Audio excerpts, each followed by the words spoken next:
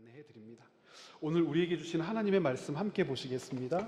구약성경 예레미야 29장 15절부터 32절까지 말씀이 있는데요, 오늘 예배 시간에는 19절까지만 함께 읽도록 하겠습니다. 예레미야 29장 15절부터 19절 한 절씩 나누어서 읽죠. 너희가 말하기를 여호와께서 우리를 위하여 바벨론에서 선지자를 일으키셨느니라.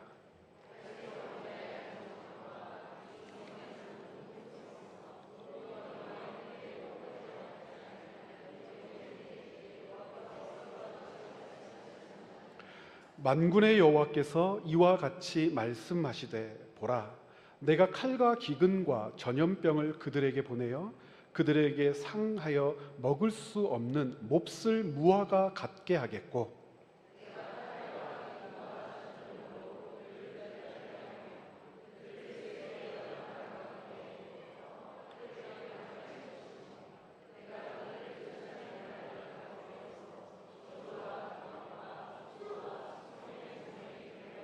함께 읽겠습니다. 여호와의 말씀이니라. 너희들이 내 말을 듣지 않았기 때문이니라. 내가 내 종 선지자들을 너희에게 꾸준히 보냈으나 너희는 그들의 말을 듣지 않았느니라. 여호와의 말씀이니라. 아멘. 함께 기도하겠습니다. 살아계신 하나님, 올해도 지금까지 우리를 지켜주시고 인도해 주셨으며 함께 계신 우리 주 하나님을 찬양합니다. 우리로 다른 것 바라보지 않고 우리 주님 바라보게 해주셔서 감사합니다. 살면서 고민도 많고 염려도 참 많습니다. 씨 뿌린 것만큼 거두지 못해서 속상하기도 하고, 때로는 내 것인데 빼앗겨서 분하기도 하고, 더 많이 갖고 싶지만 채움받지 못해서 늘 아쉬운 마음을 가지고 살아갈 때가 많습니다. 그때마다, 그 순간마다 우리가 주님의 백성, 하나님 나라 백성, 주의 거룩한 자녀임을 잊지 않게 하여 주옵소서. 세상에 어떤 것으로 우리가 채움받을 수 있겠나이까? 무엇으로 내 곳간을 풍성히 가득 채울 수 있겠나이까? 돈, 명예, 권력이 우리를 채울 수 있겠노라고 말하고 우리에게 도전하며 공격해 들어오지만 헛것이요, 허망한 것이요, 아무것도 아님을 깨닫습니다. 늙고 병들고 결국은 죽는 인생임을 우리로 알게 하신 뜻을 하나님 잊지 않게 하여 주시옵소서. 이 땅에서 채움받지 못하는 것, 영원한 하나님의 나라에서 채움받을 수 있음을 바라보며 소망하며 사는 인생들이오니, 주께서 우리와 이 땅에서 함께 계실 때에 우리가 주님의 백성임을 순간도 놓치지 않게 하여 주시고, 양의 수 많음에 목매이기보다 언제나 주님께서 맡겨주신 것을 온전히 감당해내는 거룩한 진실함과 성실함을 잊지 않는 주의 백성들 되게 하여 주시옵소서. 오늘도 맥주 감사 주일로 지키며 주님 앞에 여러 가지 예물을 올려드렸습니다. 우리가 늘 주님께 예물 드리며 기뻐하며 즐거워하는 것은 옆에 있는 누구보다 더 많은 돈을 드렸기 때문이 아니요, 더 자주 드렸기 때문이 아님을 오늘도 깨닫습니다. 아버지 하나님께 예물을 드리며 기뻐할 수 있는 것은 돈의 양과 수를 받으시는 하나님이 아니요, 우리의 중심을 받으시며 기뻐하는 하나님이시기 때문인 줄 믿습니다. 우리가 가진 땅은 작습니다. 그 소출도 작습니다. 그러나 주님 앞에 드리는 예물을 크다 하시고 아름답다 하시고 만족하다 하시며 기뻐하시는 주님 때문에 우리에게 주어진 일상의 소중함을 깨닫습니다. 살아계신 하나님, 채움과 비움의 교회 성도들 감사하되 많이 받아서 감사하는 인생들이 아니요, 맡겨주셔서 감사하는 인생들 되게 하여 주시옵소서. 오늘도 주님의 말씀을 읽었습니다. 이 난해하고 어려운 예레미야 말씀 한 대목 한 대목을 날마다 묵상하는 성도들을 위로하여 주시고 지혜를 주시고, 오늘도 함께 모여 살펴보는 말씀 가운데 은혜 주셔서 주의 말씀이 생명임을 오늘도 붙들어내게 하여 주시옵소서. 감사드리며 예수님의 이름으로 기도드렸습니다. 아멘. 오늘 말씀 제목이 묵은 땅을 기경하라입니다. 묵은 땅을 기경하라. 같이 한번 해보실까요? 묵은 땅을 기경하라. 원래 이렇게 하고 싶었는데 여러분, 주보에는 묵은 땅을 갈아엎듯이 그랬잖아요. 기경이라고 하는 말을 정말들 많이 모르시더라고요. 한자어인데 갈아엎듯이, 묵은 땅을 갈아엎는다라고 하는 말로 오늘 예레미야 말씀을 나누려고 하는데, 맥추절에 예레미야 말씀이 어울리기는 할까? 맥추절과 예레미야가 무슨 상관이 있을까? 아주 밀접한 연관이 있습니다. 맥추절과 예레미야가 어떤 연관성이 있는지부터 오늘 살펴보았으면 좋겠는데요. 그러려면 맥추절이 어떤 절기인 줄 알아야 되겠죠. 맥추절은 여름철에 지키는 추수감사절입니다. 여름철에 지키는 추수감사절, 그러니까 조금 낯설죠. 우리에게 있어서 추수감사절은 추석처럼 늦가을에 하나님께 지키는 절기잖아요. 그런데 이스라엘 백성들은 추수감사절과 같은 절기를 하나님께 적어도 1년 2번 올려드렸습니다. 첫 번째는 이 맥추감사절이고, 수장절로 알려진 가을철에 곡식을 모두 거두어서 저장하는 절기이고, 그것과 연관지어서 계속 연속성을 가지고 있었던 초막절이 그와 같은 절기입니다. 그러니까 이스라엘 백성들이 하나님 앞에 절기를 지킨다는 것은 추수와 아주 밀접한 연관이 되어 있다는 것을 알 수 있죠. 이 밀접한 연관이 되어 있다는 것이 왜 중요한지 말씀의 후반부에 자세하게 살필 텐데요. 먼저는 하나님께서 왜 이 절기들을 지키라고 하셨는지를 알아야 돼요.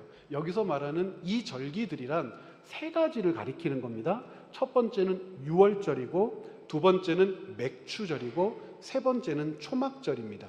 이 유월절, 맥추절, 초막절은 이스라엘 백성의 남자들은 가족의 대표이니까 이스라엘 사람들이 반드시 3번 지켜야 될 이스라엘에게 명령된 절기입니다. 자, 하나님께서 이 절기들을 왜 지키라고 하셨을까? 출애굽기 23장 16절 제가 읽어봅니다.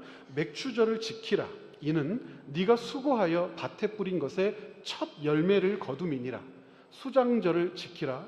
이는 네가 수고하여 이룬 것을 연말에 밭에서 거두어 저장함이니라. 제가 조금 전에 첫 번째 절기를 유월절 그랬잖아요. 이 유월절이 포함되어서 그 다음이 맥추절, 그 다음이 수장절 혹은 초막절까지 연결되게 되는데, 하나님께서 맥추절을 지키라고 명령하시면서 무엇을 강조하고 계시는지를 여러분 찾아내셔야 됩니다. 민수기에도 이 맥추절과 관련된 말씀이 있어요. 28장 26절 제가 읽어볼게요. 77절 처음 익은 열매를 드리는 날, 맥추절을 77절이라고도 부릅니다. 왜 맥추절을 77절이라고도 부르냐면 6월절부터 시작해서 49일이 지난 날을 지키는 절기였기 때문에 그렇습니다. 자, 6월절 그러면 여러분 언제를 6월절이라고 얘기하죠? 예수님께서 언제 부활하셨어요? 한국교회가 전통적으로 부활주일을 4월 달에 지키잖아요. 4월 달에 지키는데, 이 6월절이라고 하는 이 절기 자체가 니산월, 우리로 얘기하면은 1, 2월에 해당하는 절기인데, 이스라엘 백성들에게는 3, 4월이 우리에게 해당하는 1, 2월이에요. 그러니까 양력으로 우리가 따진다면 니산월은 3, 4월이고 이 6월절은 4월 중순께 지키는 절기였단 말이죠. 이 6월절부터 시작해서 49일이 지나면 맥추절을 지키라고 되어 있어요. 그런데 이 맥추절을 신약에서는 뭐라고도 부르죠? 오순절이라고도 부르는데 그 이유를 아세요? 6월절부터 날짜를 쉬어서 49일째 되는 날을 맥추절이라고도 부르지만, 신약 성경의 전통 가운데에는 이 맥추절을 계수할 때 6월절부터 계수하지 않고 6월절 다음 날부터 계수해요. 6월절 다음 날부터 일주일을 뭐라고 부르는지 혹시 아십니까? 같이 한번 해보실까요? 무교절. 같이 붙어 있어요. 6월절 그 다음 날부터 일주일을 무교절이라고 하는데, 무교절부터 시작해서 49일을 세면 6월절부터는 50일째가 되니까 오순절 그러는 거예요. 그래서 77절, 맥추절, 오순절은 같은 날 지키는 절기더라 그래요. 그러면 이것을 왜 지키라고 했을까? 맥추절을 출애굽기 23장 16절도 그렇고 28장 26절도 그렇고 왜 지키라고 하셨어요? 처음 열매를 거둔 날이니까, 처음 소산을 거둔 날이니까. 왜 그러냐면 조금 전에 6월절이 있는 니산월이 3, 4월이라고 그랬잖아요. 이 봄철에 이스라엘 백성들이 파종을 하는 거예요. 밀과 보리를 파종해서 이 맥추절을 지킬 때쯤 되면 6월절부터 49일이 지나서 맥추절을 지킬 때쯤 되면 맥추, 보리와 밀을 수확하게 되거든요. 그래서 이 맥추절은 이스라엘 백성들이 봄에 파종한 열매를 거두어 드리는 날을 기념하게 하기 위해서 지키라고 주신 절기입니다. 도대체 그것이 우리랑 무슨 상관이 있을까? 조금 지나면 상관이 있어요. 여러분, 출애굽기 34장 22절부터 24절은 이 절기를 지키게 하신 뜻이 있다는 것을 우리로 깨닫게 합니다. 자, 22절 같이 한번 읽어보죠. 77절 곧 맥추의 초실절을 지키고 새 말에는 수장절을 지키라. 너희의 모든 남자는 매년 3번씩 주 여호와 이스라엘이 하나님 앞에 보일지니라. 자, 3번이니까 앞에 무엇이 생략되어 있는 거예요? 6월절, 77절, 그리고 초막절, 이 3개가 있는데 이 3개는 반드시 하나님께 나와서 지켜야 될 절기다. 그러면 왜 이 3절기를 꼭 지키라고 하셨을까? 24절에 그 이유가 있어요. 중요합니다. 같이 한번 읽어봐요. 내가 이방 나라들을 내 앞에서 쫓아내고 내 지경을 넓히리니 네가 매년 3번씩 여호와 내 하나님을 뵈려고 올 때에 아무도 내 땅을 탐내지 못하리라. 야, 그렇구나. 절기를 지키라고 하신 뜻이 여기 있다는 거예요. 이 절기를 지키면서 이스라엘 백성들은 2가지를 깨닫는데요. 첫 번째는 이 땅을 하나님께서 우리에게 주셨구나. 2번째, 하나님께서 주신 이 땅을 누가 지켜주시는구나? 하나님이 지켜주시는구나. 즉, 절기를 지키면서 이 땅이 하나님께로부터 왔다는 것을 이스라엘 백성들이 깨닫고 기뻐하게 하고, 2번째, 하나님이 주신 땅을 사람이 지켜내고 사람이 보호할 수 있는 것이 아니라 하나님이 주신 땅은 누가 지켜주신다? 하나님이 지켜주신다. 그러니까 6월절에 올라가고 맥추절에 올라가고 초막절에 올라가서 이것을 고백하는 거예요. 하나님이 우리에게 땅을 주셔서 우리가 씨앗을 뿌리고 곡식을 거둬들였다. 우리가 먹고 살 수 있는 것이 하나님이 이 땅을 주셨기 때문이다. 그런데 이 땅은 누가 지켜주셨기 때문에 절대 빼앗길 수 없냐면 하나님이 지켜주신다. 그러므로 절기를 지킨다는 것과 하나님이 그 땅을 지켜주신다는 것은 같은 뜻이라는 거예요. 이스라엘 백성들에게 절기를 지키라고 하신 이유가 여기 있다는 거예요. 하나님이 주신 가나안 땅, 약속의 땅은 하나님이 지켜주신다. 하나님이 보호하신다. 그 증거가 너희가 씨앗을 뿌리고 곡식을 거둔 것이다. 맥추도 거둬들이고 가을이 되면 그 오곡백과를 거둬들여 창고에 거두고 그것을 기뻐하며 초막절을 지키지 않느냐? 하나님이 이 땅을 보호해 주시기 때문에 너희들이 하나님께 이 소산을 드리며 예배할 수 있는 것 아니냐? 그러므로 절기를 지킨다와 하나님이 이 땅을 지켜주신다는 무슨 뜻이라고요? 같은 뜻이라고요. 그런데요, 이 예레미야가 엉뚱한 소리를 이스라엘 백성들에게 하기 시작하는 거예요. 하나님께서 이스라엘 백성에게 가르쳐 주신 뜻을 거슬러서 이스라엘 백성들이 상상도 할 수 없는 일들을 이야기하기 시작하는 거예요. 분명히 이 절기들을 지키면서 이스라엘은 고백했어요. 이 땅은 하나님이 주셨고 하나님이 보호하실 것이다.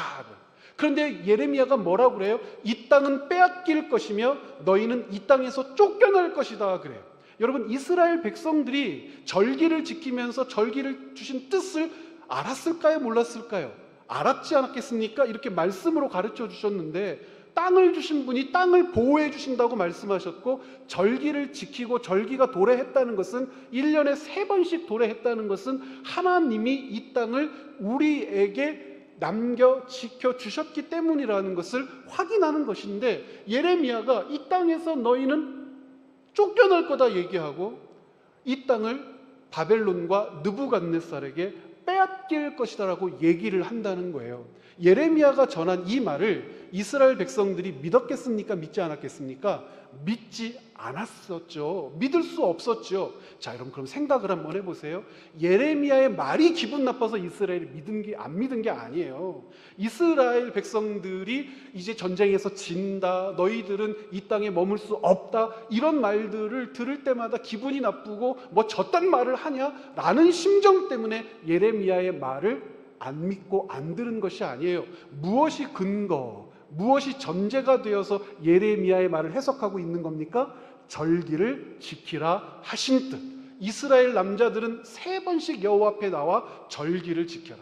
유월절, 맥주절, 초막절을 지키는 한, 그리고 지킨다는 것은 이 땅을 여호와 하나님께서 너희에게 주셨고 이 땅이 너희 것이라는 뜻이다, 이 말을 붙들고 있는데, 그리고 이스라엘 백성들은 이 새 절기를 지키고 있는데 바벨론이 위협을 주고 바벨론이 계속해서 이 땅을 넘보지만 절대 바벨론이 이 땅을 빼앗을 수 없어요. 우리는 절기를 지켜 하나님이 이 땅을 주신 뜻을 오늘도 고백하고 있으니까. 그런데 예레미야는 아니라는 거예요. 땅을 빼앗길 것이고 너희들은 이 땅에서 쫓겨날 것이다. 그러니까 이스라엘 백성들은 절대로 예레미야의 말을 믿을 수가 없었겠죠. 예레미야가 이 못된 말을 하는 장면들을 확인해야 되겠죠. 예레미야 27장 6절부터 7절 이렇게 얘기합니다. 6절 제가 읽어볼게요. 이제 내가 이 모든 땅을 내 종 바벨론의 왕 느부갓네살의 손에 주고 또 들짐승들을 그에게 주어서 섬기게 하였으니, 어디하고 전혀 다른 말씀을 하고 계세요. 조금 전에 읽었던 출애굽기에 있는 말씀과 전혀 다른 말씀을 하고 계시잖아요. 출애굽기에서는 하나님이 이 땅을 이스라엘에게 주셨다 그랬고 이 땅을 지키시겠다 말씀하셨고 그 증거가 너희가 절기를 지키고 있기 때문이다 말씀하셨는데, 예레미야는 이 땅의 주인이 바뀔 거다 이야기하고 이 땅의 주인이었던 자들은 쫓겨날 거다 이야기하고, 그리고 빼앗아간 그들을 빼앗긴 자들이 섬길 것이다. 7절 말씀 같이 한번 읽어봐요. 모든 나라가 그와 그의 아들과 손자를 그 땅의 기한이 이르기까지 섬기리라. 또한 많은 나라들과 큰 왕들이 그 자신을 섬기리라.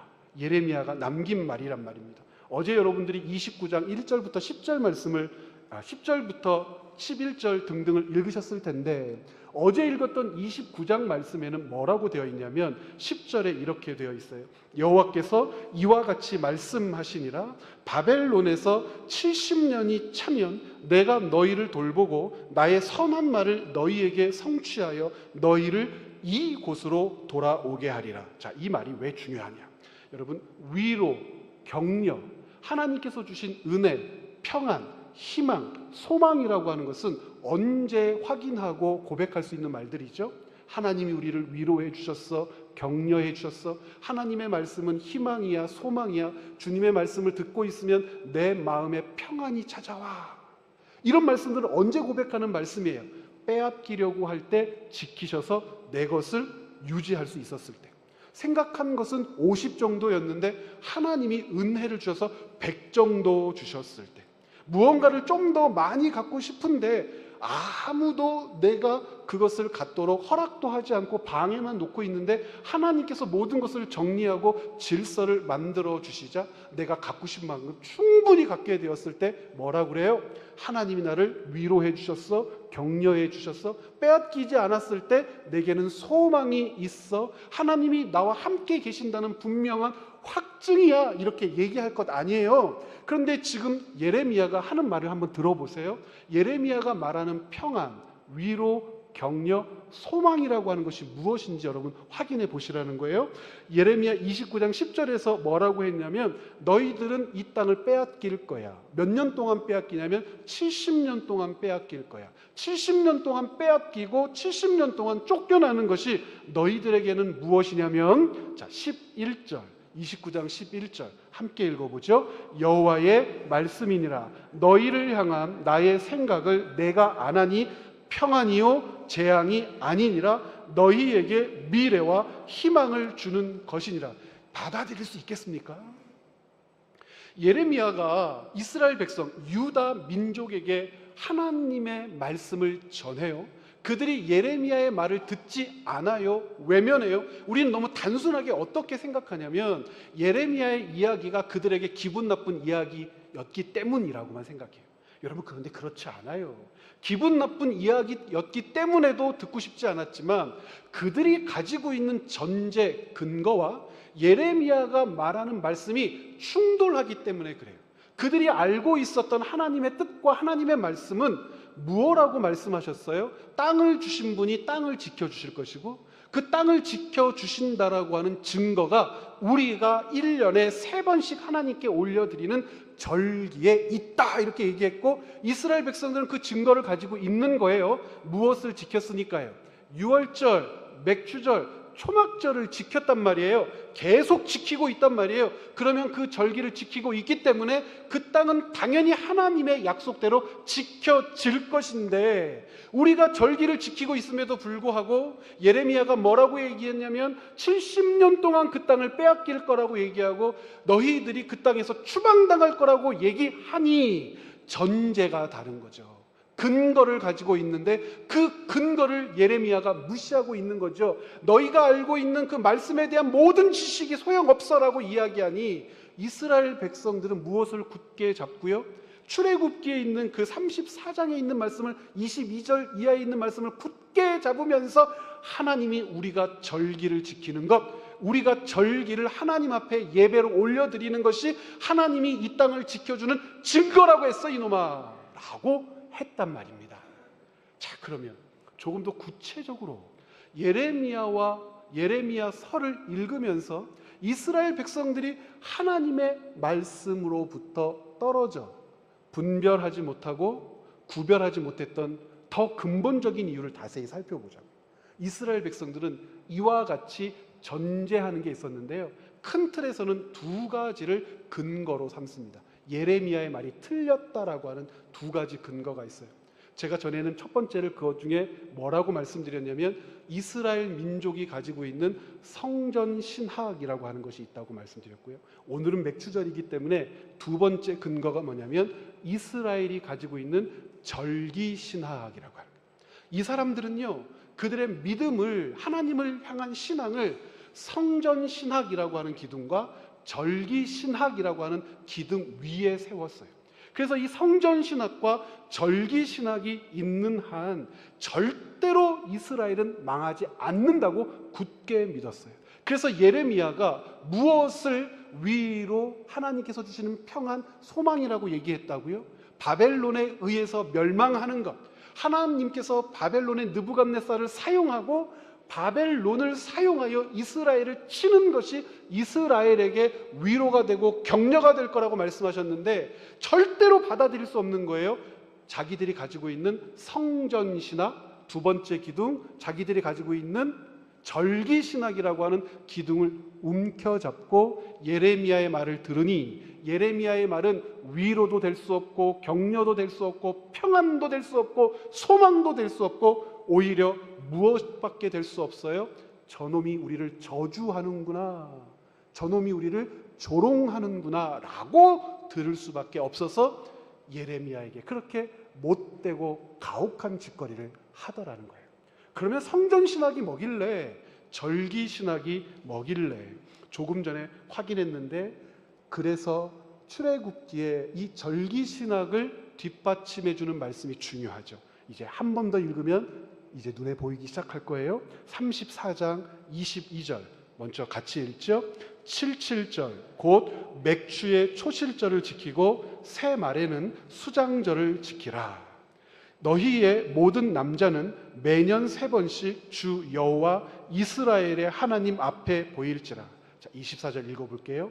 내가 이방 나라들을 네 앞에서 쫓아내고 내 지경을 넓히리니 네가 매년 3번씩 여호와 내 하나님을 뵈려고 올 때에 아무도 네 땅을 탐내지 못하리라.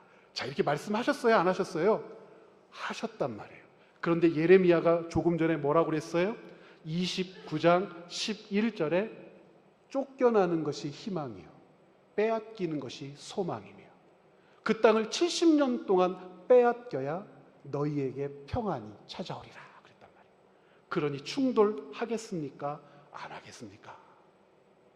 자, 그러면 이스라엘 백성들 입장에서 이 성전신학과 절기신학을 붙드는 것이 무슨 의미가 있는지, 그래서 제가 글을 한번 써봤어요. 유대인들, 특별히 유다 민족 입장에서 이 당시의 상황을 바라보는 거예요. 이 당시의 상황은 어떤 상황이냐면, 요시야에게는 3명의 아들이 있었다고 그랬죠. 여호아하스, 여호야김, 여호야긴 아니죠. 여호야긴은 누구의 아들이에요? 여호야김의 아들인데, 시드기야까지는 3명의 아들이지만 이 여호야긴도 요시야의 아들로 불려요. 왜 그러냐면 이 여호야긴은 여호야김의 아들이었지만 이 고대 시대에는 할머니, 할아버지를 어머니, 아버지라고 통칭해서 불렀고요.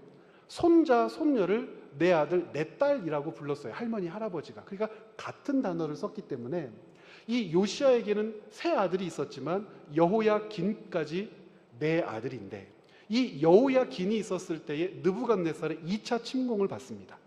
2차 침공, 여호야긴이 3달 유다 나라의 왕으로 통치하고 있을 때 느부갓네살이 군대를 일으켜 쳐들어오자 예루살렘이 다 헐릴 것 같으니까 무서워서 성문을 열고 느부갓네살을 환영하며 무릎 꿇고 맞아들이고, 여호야긴은 포로로 잡혀가요. 여호야긴만 포로로 잡혀간 게 아니라 우리가 알고 있는 다니엘과 세 친구, 왕족들, 귀족들, 기술자들, 그리고 수많은 은금 보석들을 이때 다 빼앗기고 무엇만 남아요? 껍데기만 남아요. 그런데 껍데기만 남았다고 생각 안 했어요. 아직 무엇이 헐어지지 않았으니까, 성전이 헐어지지 않았으니까 성전이 남겨진 상태에 있는 거예요. 이 성전이 남겨져 있는 상태를 보고 이스라엘 백성들이 이런 생각을 했다고 제가 추측을 해본단 말이에요. 같이 한번 읽어볼까요? 제가 읽어보겠습니다. 이스라엘의 성전, 여러분 주보에 설교 원고 써드렸죠? 이렇게 보셔도 되고 화면을 보셔도 됩니다. 유다 민족에게는 희망이 있었습니다. 자, 어떤 희망이냐? 조금 전에 성전신학이라고 했어요. 성전신학을 확인할 수 있는 것이 열왕기상 8장에 있는 말씀인데, 시간 내셔서 꼭 열왕기상 8장과 9장을 읽어보세요. 열왕기상 8장은 솔로몬이 성전을 하나님께 봉헌드리고 하나님께 기도를 올려드렸던 기도 내용이에요. 그 기도 내용 중에 지금부터 읽은 2 구절이 계속 반복이 됩니다. 여러 번 반복돼요. 이 기도의 핵심은 이것입니다. 8장, 열왕기상 8장 44절 보면 같이 한번 읽어봐요. 주의 백성이 그들의 적국과 더불어 싸우고자 하여 주께서 보내신 길로 나갈 때에 그들이 주께서 택하신 성읍과 내가 주의 이름을 위하여 건축한 성전이 있는 쪽을 향하여 여호와께 기도하거든 주는 하늘에서 그들의 기도와 간구를 들으시고 그들의 일을 돌아보옵소서. 이게 성전 신학의 핵심이에요. 무슨 뜻이냐면, 전쟁을 할 때 우리가 수세에 몰려 분리하고 질 것 같을 때 성전을 바라보며 하나님 살려주세요 하고 기도하면 하나님 우리를 도와주십시오. 이스라엘 백성인 우리도 주님께 죄 지을 수 있죠. 우리에게 진노하실 수 있죠. 하나님 진노하셨다가도 우리가 성전을 바라보며 하나님 용서해 주세요 그러면 우리를 그 적군의 손에서 즉시 놓아주세요. 우리가 도적질도 할 수 있고 강도질도 할 수 있는데 하나님 잘못했어요 하고 성전을 바라보며 나와 기도하거든 우리를 용서해 주세요. 8장 안에 계속 이것이 반복되어 있는 거예요. 이것이 근거가 되고 전제가 되어서, 여러분 예레미야 28장 보면 그 유명한 선지자 등장하죠. 하나냐라고 하는 선지자가 등장하는데, 이 하나냐가 어떻게 해요? 예레미야가 목에 멍에를 메고 와서 우리가 이스라엘이, 유다 민족이 하나님께서 씌워주실 멍에에 꼼짝없이 붙들릴 거다, 감옥에 갇히는 신세가 될 거다, 우리는 땅을 빼앗길 것이고 이 멍에를 착고를 차고 포로가 될 거다 그랬더니, 이 하나냐가 28장 10절 11절에 딱 나타나가지고 이 멍에를 빼앗아 확 꺾어버리면서 그 위대한 말을 한마디 하는 거예요. 내가 여호와의 말씀을 들었다. 여호와께서, 주께서 내게 말씀하시기를 이 바벨론의 침략과 이 악한 짓을 2년 안에 돌이키리라.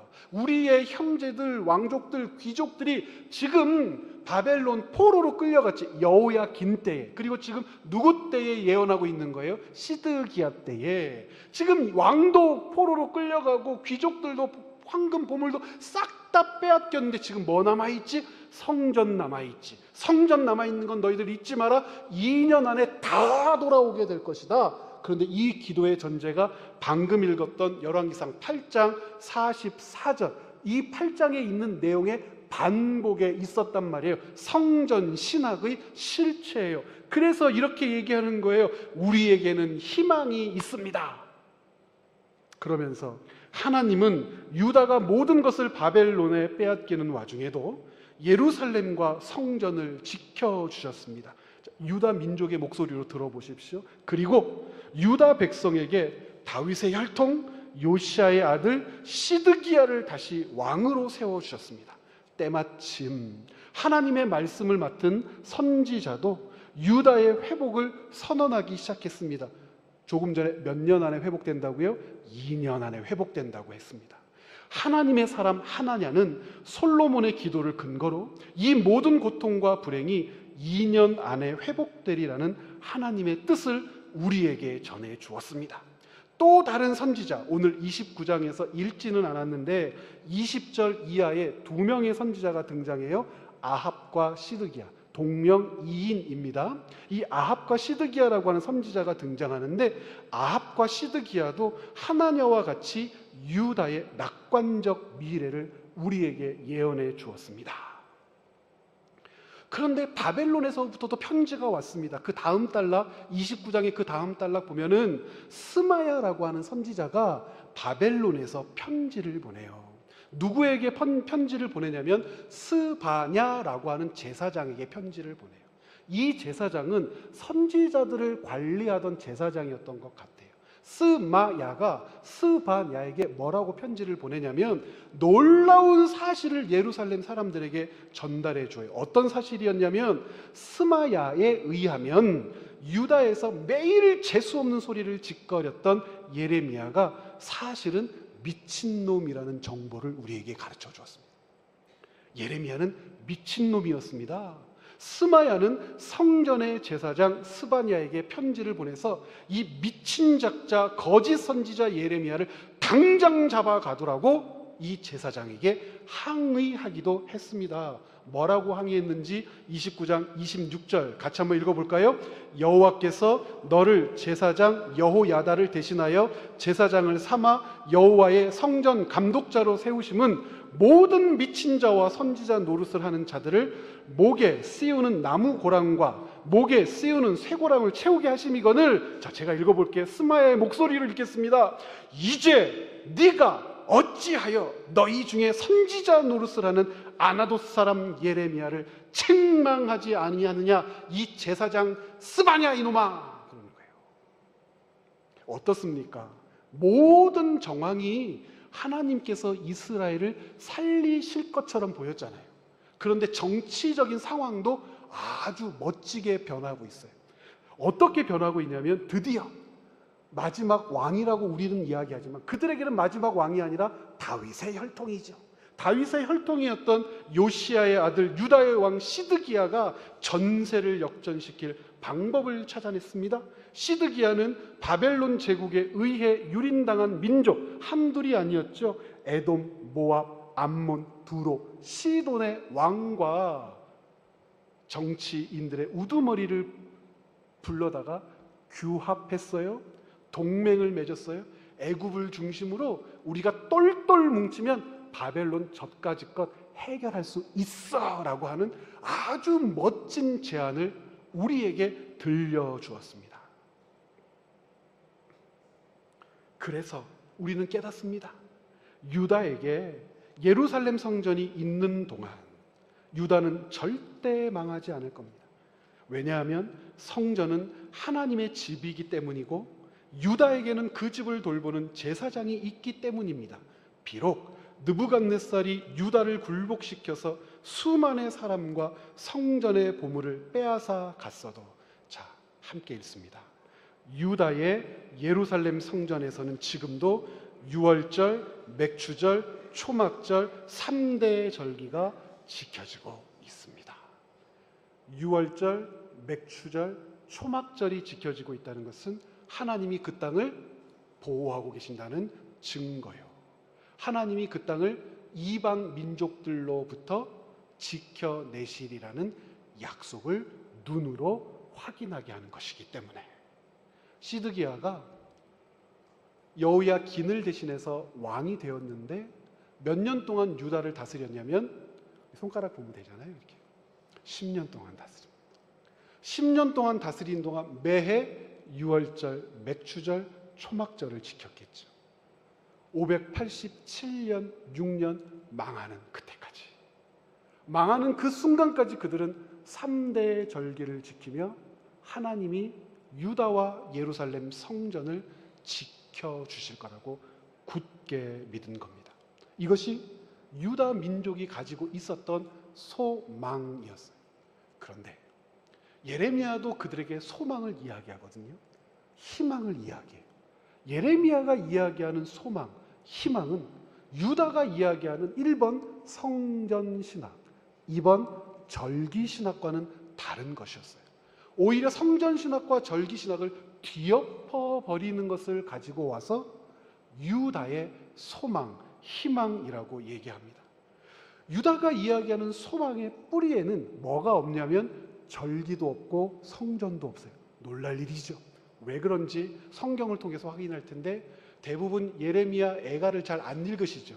오늘 한번 읽어보겠습니다. 구약 성경 예레미야 다음에 예레미야 애가라고 있거든요. 예레미야 애가 2장 6절부터 7절 말씀입니다.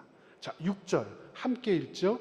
주께서 그의 초막을 동산처럼 헐어버리시며 그의 절기를 폐하셨도다. 여호와께서 시온에서 절기와 안식일을 잊어버리게 하시며 그가 진노하사 왕과 제사장을 멸시하셨도다. 자, 6절에 있는 초막은 하나님의 집 성전을 가리키는데 하나님께서 그 초막 성전을 헐어버리시고 무엇도 폐하셨다고 그래요. 절기, 여기서 말하는 절기는 이제 외우시죠. 3대 절기, 유월절, 맥추절, 초막절을 이야기하는 거예요. 이 절기를 폐하셨도다 그래요. 그러면서 7절 제가 읽어볼게요. 여호와께서 또 자기 제단을 버리시며 자기 성소를 미워하사 하나님의 집이라고 불리우는 성전을 미워하시며 궁전의 성벽들을 원수의 손에 넘기셨으며 라고 기록이 되어 있단 말이에요. 이스라엘은 절기신학을 이야기하고 성전신학을 굳게 붙들고 있는데 하나님은 성전을 헐어버리겠다고 말씀하시고 절기는 폐하겠다고 말씀하십니다. 왜 그러셨을까요? 왜? 하나님의 말씀은 언제나 한결같아요. 뭐라고 말씀하시냐면 이스라엘 백성들은 처음 절기를 가르쳐 주었을 때부터 처음 성전을 짓게 했을 때부터 하나님께서 기뻐하시는 삶을 살지 않았다. 처음 가르쳤을 때부터 처음 성전 제의에 하나님의 은혜를 누리게 할 때부터 처음부터 지금까지 하나님의 백성으로 살지 않았다 그래요. 한 번도 하나님의 백성으로 살지 않았고 하나님의 백성으로 살 관심도 없었으면서 껐떡하면 성전을 얘기하고 뭐 틈만 나면 절기를 이야기하더라 그래요. 그러면 처음부터 그렇게 하지 않았다는 뜻은 무슨 뜻일까? 조금 전에 이 모든 절기들은 뭐와 연관되어 있다고 그랬어요? 농사와 연관되어 있다고 그랬어요.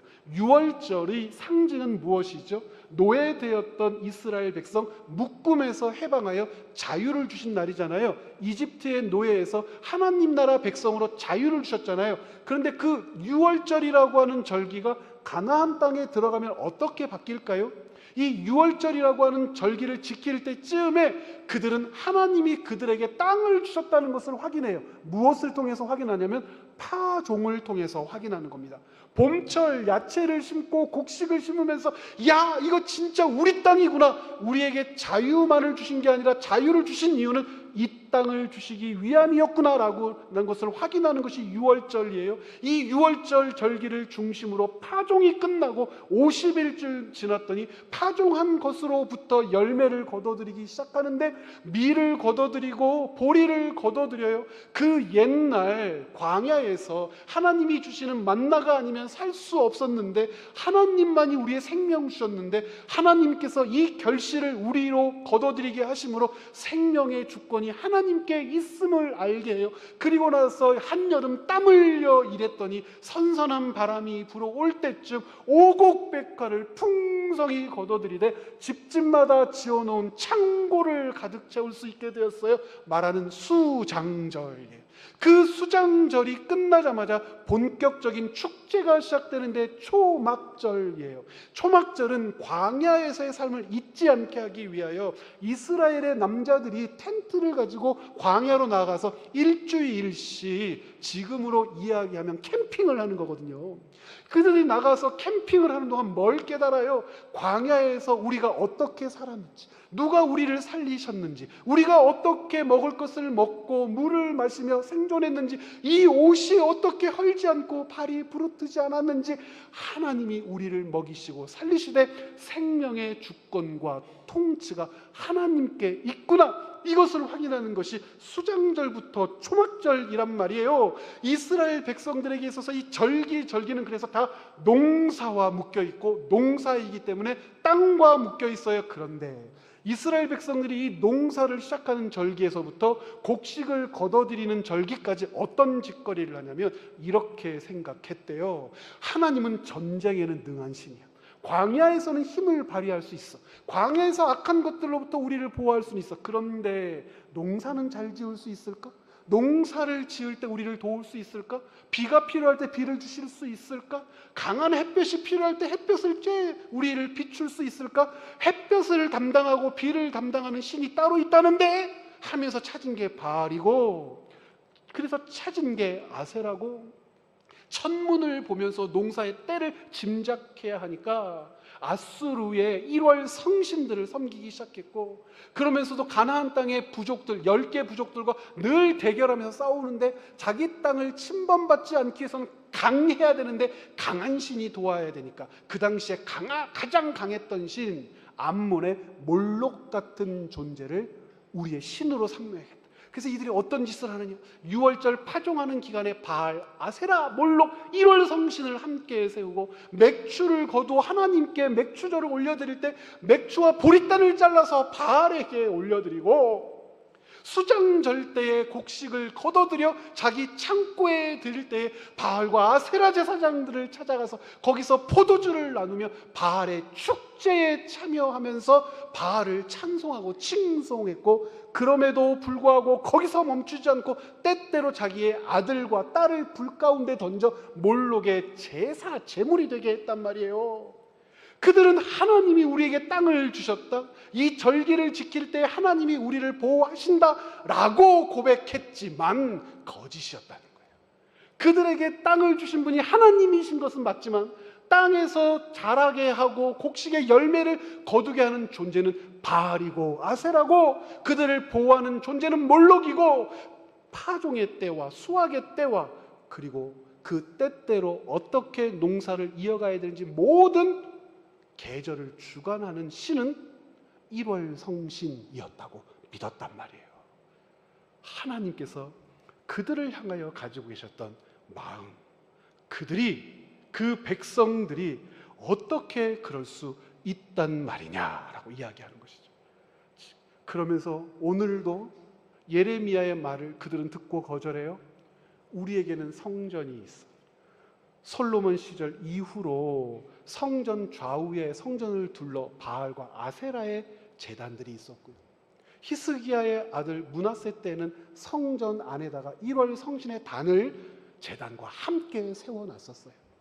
그 전통을 요시야가 무너뜨리려고 했지만 잠깐 요시야 요절하고 나서 요시야의 아들이었던 여호아하스 때부터 이 전통이 계속해서 살아서 그들은 새 절기를 지키면서 새 신을 함께 섬기고, 새 절기 때에 하나님의 보호를 노래하면서 이 새 신을 통한 풍요와 번영을 놓지 않았단 말입니다.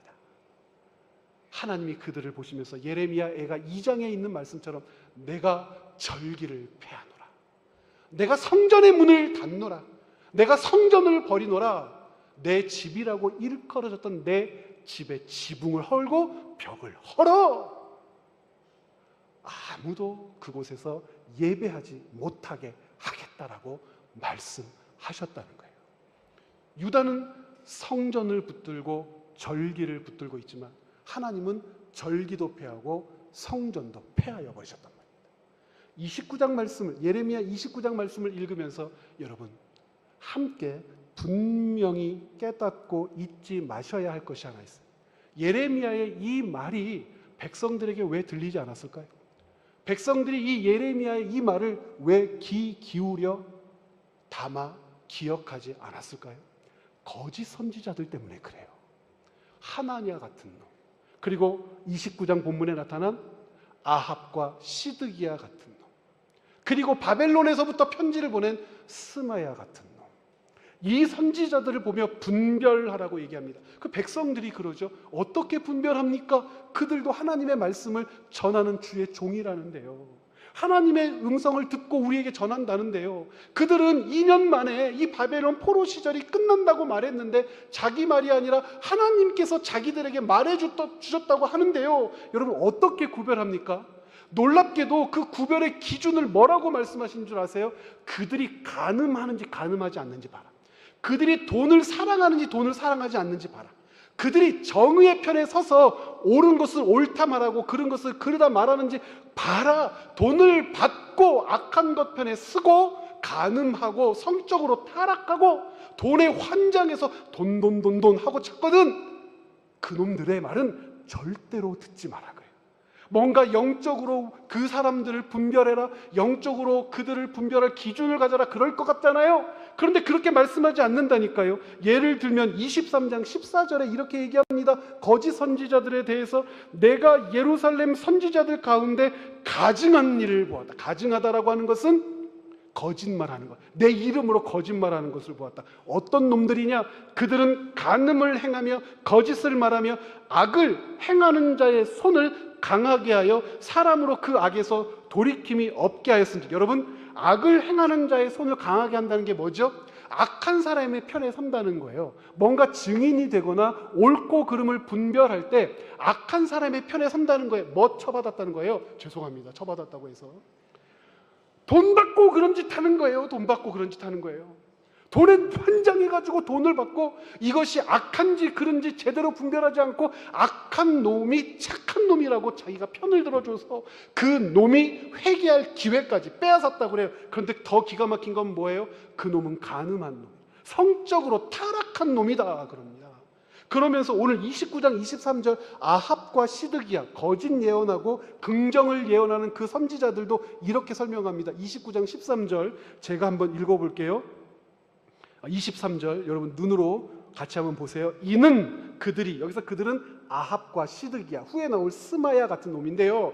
이는 그들이 이스라엘 중에서 어리석게 행하여 그 이웃의 아내와 간음하며 내가 그들에게 명령하지 아니한 거짓을 내 이름으로 말함이라. 순서를 보세요. 그들이 이웃의 아내와 간음했다 그러면서 내 이름으로 말하지 않은 것을 말한다. 이건 무슨 뜻이에요? 성적으로 타락하고 부도덕한 삶을 사는 자가 하나님, 예수님, 복음, 은혜 얘기하거든 듣지 말라는 거예요. 이게 어렵습니까? 여러분 이게 어려워요? 어렵지 않단 말입니다. 어렵지 않아요. 그런데 놀랍게도 이 돈에 환장하고 성적으로 타락한 사람들이 하나님의 말씀을 수종 들고 계속해서 수종 들고 옳고 그름을 얘기하고 복과 저주를 얘기하면 거기에 머리를 조아리고 무릎을 꿇고 귀를 열고 마음을 열어서 하나님의 뜻이 거기에 있는 양 찾아 헤매요. 여러분 절대 그럴 수 없어요. 이 기준, 목사는 선지자는 아니죠. 제사장도 아니죠. 그런데 하나님의 말씀을 수종 든다라고 하는 보편적 기준에서는요, 이런 기준이 동일하게 적용돼야 됩니다. 성적으로 타락하거나 돈에 눈 멀어서 돈 하는 사람은 사역 감당하면 안 돼요.